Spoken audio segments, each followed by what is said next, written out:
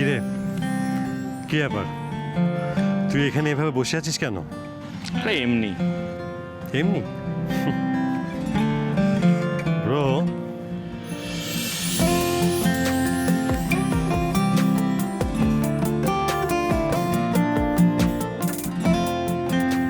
Bro, আমাকে ফাঁকি দেবে এত সহজ নয়। বল কি হয়েছে? সত্যি দাদা ভাই, তোকে ফাঁকি দেওয়া? আসলে তোর জন্য একটা ভালো ম্যাচ মেকিং করে মাকে বলেছিলাম, মা ওখানেই গেছে, কিন্তু এখনো তো। তো টেনশনের কারণ বুঝে গেছি ভাই, একদম টেনশন করিস না, ডোন্ট ওয়ারি। আচ্ছা বরং তোকে একটা জিনিস দেখায়।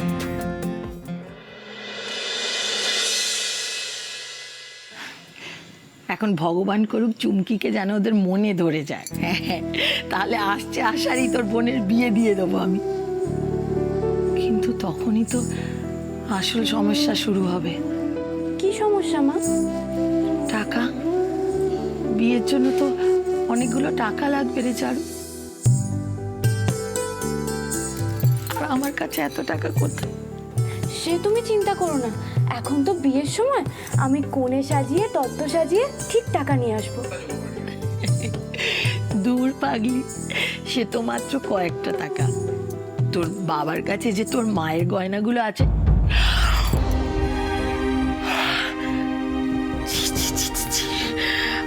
হায় ঠাকুর, আমি কি বলে ফেললাম?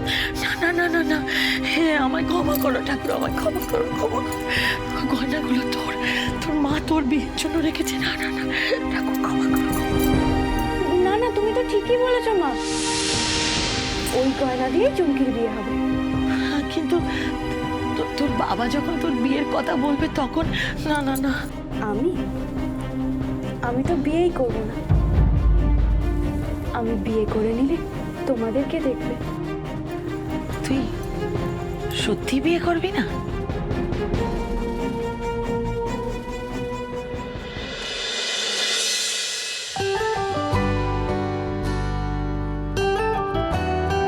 Beautiful pictures.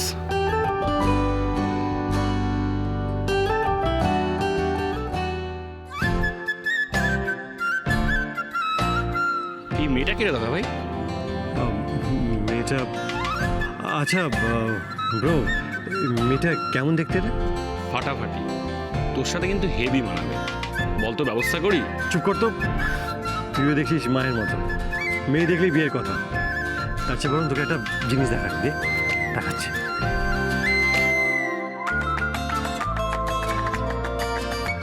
এনে এটা দেখ, এটা শোন।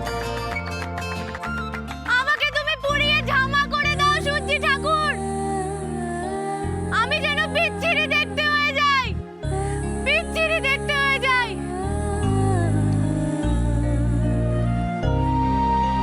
তোমার মাথা টিপি মা, আমি কোনোদিনও বিয়ে করব না। তোকে যে কি বলে আশীর্বাদ করবো রে চারু, আমি যেন জন্মে জন্মে শুধু তোকেই পাই, তোকে। মা, ওই দেখ, পাগলি এসে গেছে।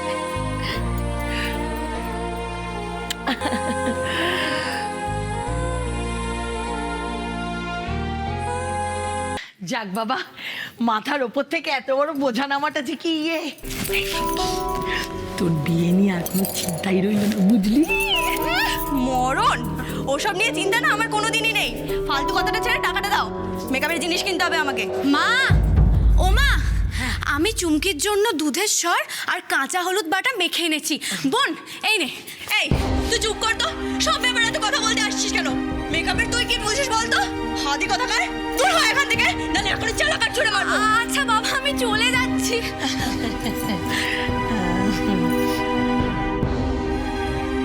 টাকাটা ছাড়ো দেখি।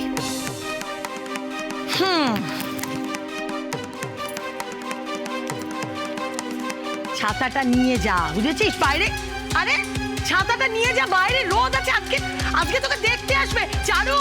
ও চারু, তাড়াতাড়ি আয়, তাড়াতাড়ি কি আয়। হয়েছে? এই দেখ না, ছাতা না নিয়ে চলে গেল। তুই জানা ছাতাটা নিয়ে তুই তাড়াতাড়ি। আমি আসছি মা, আসছি। দেখো ওই কি কাণ্ড, এত চড়া রোদ, তার মধ্যে ছাতা নেই। তাড়াতাড়ি আয় মা। চিন্তা করো না মা, আমি যাচ্ছি। আমি দৌড়া, দৌড়া, দৌড়া। বোন,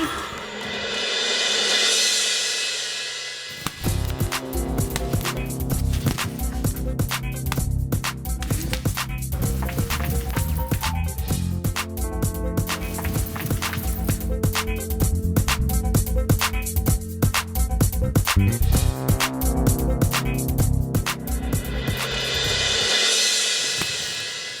ব্যাংকটা টেবিল উপর রাখা আছে, যদি লাগে তাই বললাম। আর গাড়িটা যদি বেশিক্ষণ লাগে তাহলে আটকে রাখিস না, আমি আবার পাঠিয়ে দেব। তা ভাই তুই কি করে? একেবারেই প্রাথমিক পর্যবেক্ষণ অজিত। তোর পারফিউমের স্মেল আর পায়ের শব্দ, এতেই বুঝেছি যে তুই এখানে আছিস। আর তোর গাড়িটা এখনো গ্যারেজ থেকে আসেনি সেটা আমি জানি, তাই 2-2 4। আর যে মানুষটা দিনে 10 ঘন্টা ফোনে কথা বলে চার্জ তো কমবে, তাই পাওয়ার ব্যাংক কথাটা হাওয়ায় জাস্ট ভাসিয়ে রাখলাম। বুঝেছি ব্যোমকেশ বক্সী মহাশয়, ধন্যবাদ। তবে তোর পায়ের শব্দ দিয়ে বুঝলাম তুই খুব তাড়ায় আছিস। এত তাড়ায় কোথায় যাচ্ছিস বলতো? আরে পার্লারে অ্যাপয়েন্টমেন্ট আছে, টাইম মিস হয়ে গেলে অনেকক্ষণ ওয়েট করতে হয়। তুই তো এমনিতেই এত মিষ্টি দেখতে, তোর আবার পার্লার যাওয়া দরকার কি বলতো? হ্যাঁ, ফেশিয়াল, স্পা, ম্যানিকিউর, পেডিকিউর।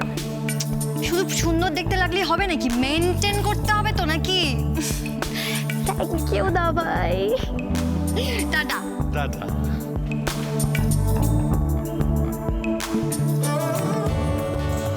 শুধু সুন্দর দেখতে হলেই হবে না,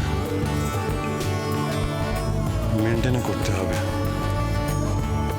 এভাবে তো কখনো আগে ভাবিনি।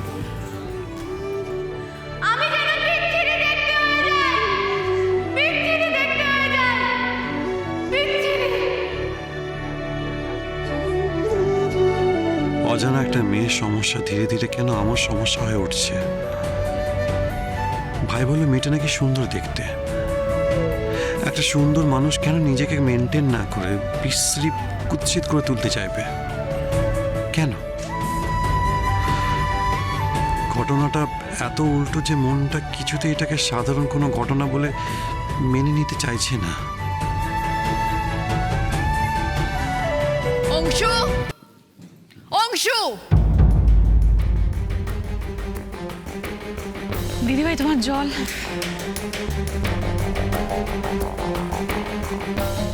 অংশু,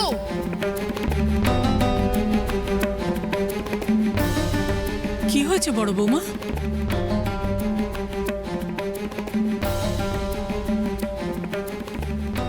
মা, আমায় ডেকেছো?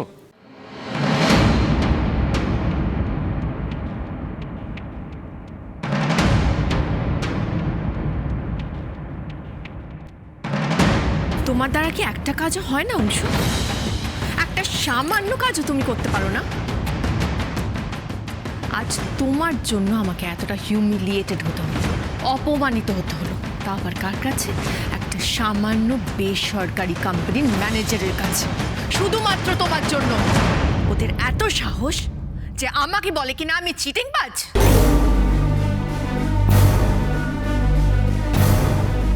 এই মল্লিক বাড়ির এত বড় একটা মিষ্টি প্রতিষ্ঠান আমি চালাচ্ছি, আমি চিটিংবাজ? সারা ভারতবর্ষে আমাদের 15টা আউটলেট, আমরা কিনা চিটিংবাজ? সম্প্রতি আমরা বিদেশের মাটিতেও পা রাখতে চলেছি। চিটিংবাজি করে আমি সব চালাচ্ছি, চিটিংবাজি করে। তুমি একটু শান্ত হও না বড় বৌমা, কি যে বলছো আমি তো কিছুই বুঝতে পারছি না। আপনাকে কি করে বুঝিয়ে বলবো সেটাই তো আমি জানি না মা। এই অংশুর জন্য আজকে আমাকে, আমাদের পরিবারকে এতটা অপমানিত, লাঞ্ছিত হতে হলো, শুধুমাত্র তোমার জন্য। অংশু, তুমি ঠিক করে প্রোফাইলটা বানাওনি কেন? ঠিক করে তোমার দাদার ডিটেলসগুলো দাওনি কেন? তুমি জানো না আমার আর্য কি করতে পারে বা না পারে? আর্যর মতো একটা মানুষ আমাকে এনে দাও, তাহলে আমি বুঝবো। তোমার কথা শুনে আমি মেয়েটার ডিটেলস ঠিক করে চেকও করলাম না, তারপরে গিয়ে দেখি মেয়েটা একটা সামান্য ক্লাসিক্যাল ডান্সার। ইন্টারন্যাশনাল তো ছাড়ো অংশু, ন্যাশনাল লেভেল পর্যন্ত পৌঁছয়নি মেয়েটা। আর তার বাবার এত অহংকার। শুধুমাত্র তোমার কথা বিশ্বাস করে অংশু আমি ওদের সঙ্গে মিট করতে গিয়েছিলাম, কিন্তু রেজাল্ট কি হলো? It was a total failure. I felt like a failure, Ongshu, and that too just because of you, Ongshu.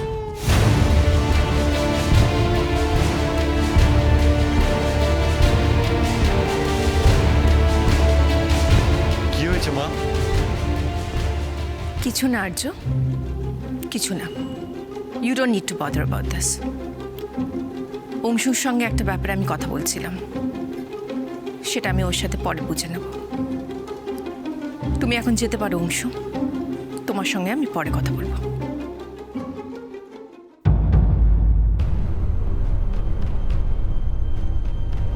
না, অংশু যাবে না।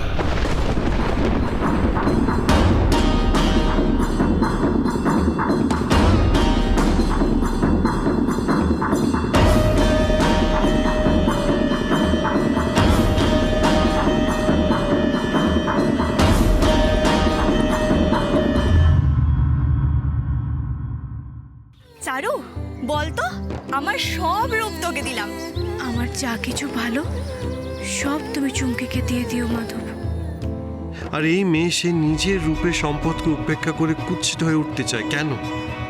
আমি তোমাকে খুঁজে বের করবই। আমাকে জানতেই হবে এর রহস্যটা কি। ঝিঝির বাতি